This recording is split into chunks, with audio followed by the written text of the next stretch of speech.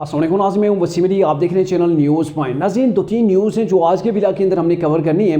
पहली न्यूज़ तो यह है कि पाकिस्तान के अंदर चहमगोइयाँ शुरू हो गई हैं कि इमरान पाकिस्तान से राय फरार हासिल करके पाकिस्तान से बाहर जाने की तैयारियाँ बांध रहे हैं। यानी कि पाकिस्तान के बाहर किसी मुल्क के अंदर वो जाने के सोच रहे हैं। क्या इमरान बाहर जा सकते हैं और उनके बाहर जाने के बाद फिर क्या मामला होंगे, इसके ऊपर डिस्कस करेंगे। और जो दूसरी न्यूज़ है वो ये है कि अब साबिक आर्मी चीफ कमर जावेद बाजवा ने भी इमरान के ऊपर पर्सनल अटैक करना शुरू कर दिए हैं, वो भी आपको बताएंगे। जो तीसरी न्यूज़ वो ये है कि तहरीक इंसाफ के दौर के अंदर जो वज़ीर ख़जाना पाकिस्तान थे शौकत तरीन, उन्होंने ये एडमिट कर लिया है कि उन्होंने अपने करप्शन के केसेस ख़त्म करने के लिए उन्होंने जनरल फैज़ हमीद से रब्ता किया था। ये तीन न्यूज़ हैं जो आज के विला के अंदर बड़ी शार्टली हम डिस्कस करेंगे। आपसे होगी गुजारिश, अगर आपने अभी तक हमारे चैनल को सब्सक्राइब नहीं किया तो सब्सक्राइब भी कर लीजिए और बेल आइकन को ज़रूर प्रेस कीजिएगा। नाज़रीन, कुछ अरसे से इमरान एक नया बयानिया पाकिस्तान के अंदर बना रहे हैं। वो बयानिया ये है कि इमरान की जान को ख़तरा है। पहले वो मैंने आपको पहले भी विला के अंदर बताया था कि इमरान कभी कहते हैं कि मेरा वो जान ली जाएगी जो है वो स्नो पॉइजनिंग के ज़रिए, मतलब स्लो पॉइजनिंग के मतलब ये है कि कुछ ऐसा जहर दिया जाएगा जिससे आहिस्ता आहिस्ता इंसान चल बसता है और मौत ऐसे वाक़या होती है कि किसी को पता नहीं चलता कि इसका रीज़न क्या था, फिर हार्ट अटैक आ जाता है या ऐसा कुछ भी।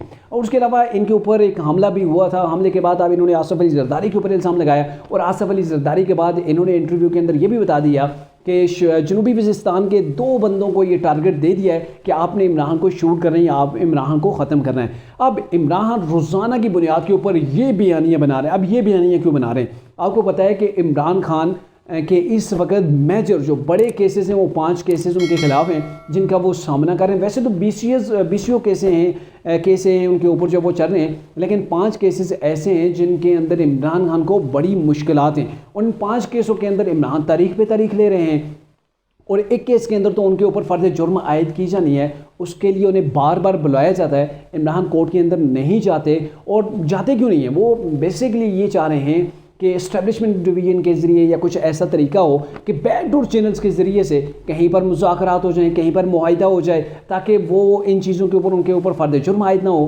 केसेस से निकल जाएं। तो वो इस चीज़ की कोशिश कर रहे हैं। अब 2 रोज़ कबल ही लाहौर हाई कोर्ट ने यह कहा था कि इमरान हमें बता दें कि वो कब अदालत आ सकते हैं। वैसे तो ये किसी के लिए इतना बड़ा रिलीफ नहीं होता है, लेकिन आखिर कब तक कोर्ट्स के अंदर से इमरान को रिलीफ दिया जाएगा, क्योंकि यहाँ पे मुंजमद हो चुके हैं इमरान। एक जगह वो कोर्ट के अंदर पेश नहीं हो रहे, तारीख पे तारीख ले रहे हैं, अपने केसेस को आगे नहीं बढ़वाना चाहते इमरान। लेकिन एक दिन होगा कि उन्हें ये कड़वा घूंट जो है वो भरना होगा। लेकिन अभी इमरान जो बयानियाँ डेवलप कर रहे हैं वही उसी की रिपोर्ट्स वो जमा करा देते हैं कि भाई मेरी जान को ख़तरा है, मैं ज़ख्मी हूँ। हालांकि देखा जाए तो इमरान ज़मान पार्क के अंदर वहाँ पे आपको टहलते हुए भी नज़र आते होंगे, फुटेज ऐसी आ रही होती हैं, लेकिन कोर्ट के अंदर जाने में इमरान को बड़ी तकलीफ़ हो जाती है। फिर उनको उनके ज़ख्म याद आ जाते हैं और ये भी याद आ जाती है कि उनकी जान को ख़तरा है।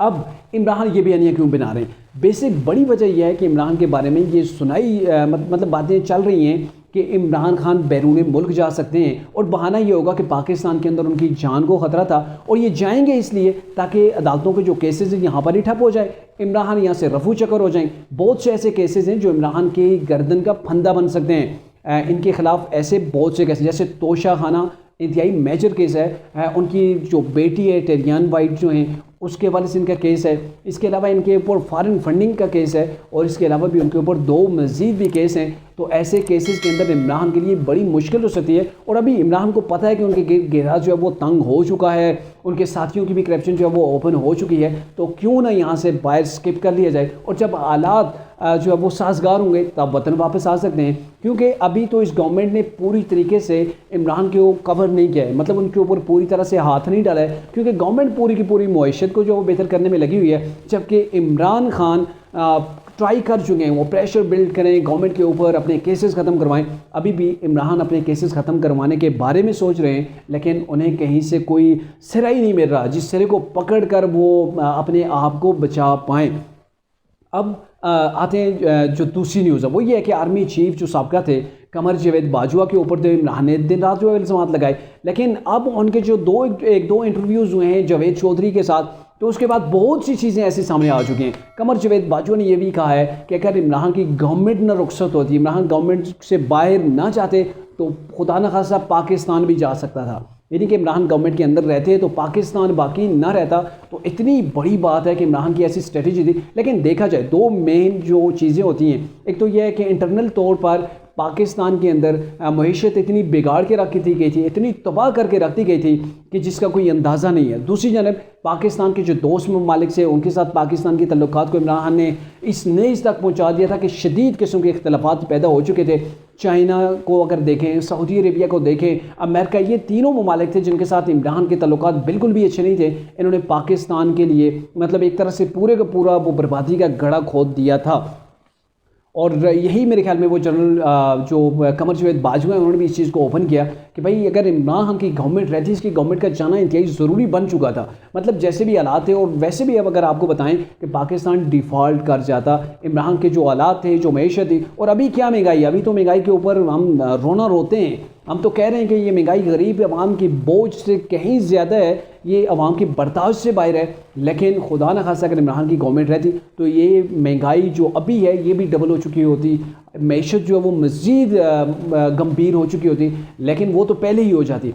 और अभी के जो हालात हैं ये आपके सामने हैं। और जो वज़ीर ख़ज़ाना है उनके साथ भी, इसी के साथ जो कमर जावेद बाजवा है, उनकी एक चीज़ जो है वो रिलेटेड है। वो ये है कि वज़ीर ख़ज़ाना को जब इमरान हायर कर रहे थे, उन्हें लगा रहे थे 2019 के अंदर, तो उस वक्त आर्मी चीफ कमर जावेद बाजवा ने ये कहा था कि ये जो शौकत तरीन साहब हैं, इनको अगर आप वज़ीर ख़ज़ाना पाकिस्तान बना रहे हैं, इसने तो मैशत का बेड़ा गर्क कर देना है। इससे तो अपना एक बैंक नहीं इस्तेमाला गया, ये बैंक को जो है वो अपने कंट्रोल में नहीं रख सका, उसको अपने पाँव के ऊपर खड़ा नहीं कर सका, और इससे आप पाकिस्तान की मैशत इसके हवाले करना चाहते हैं। तो इमरान खान ने कहा नहीं, मैंने इसी को लगाना है।